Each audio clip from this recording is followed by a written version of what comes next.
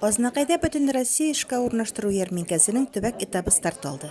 Политехник техникум базасында узган әлеге чарада студентлар, мәктәп укучылары һәм эшләүчеләр белән очрашып, предприятие оешмалар җитәкчеләре һәм вәкилләре үзләрендә хезмәт шартлары һәм вакансияләр белән таныштырдылар.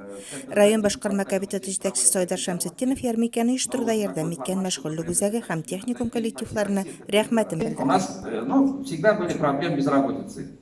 Где-то она меньше, где-то больше, например. Где-то это безработица, это люди, которые ищут работу, да, по-простому. Такая проблема она есть, была и, наверное, еще будет.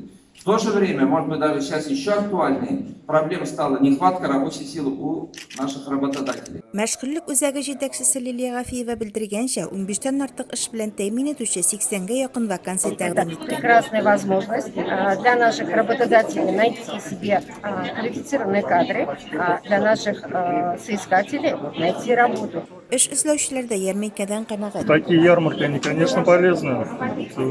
Честно говоря, для себя я в первый раз на таком мероприятии оказался.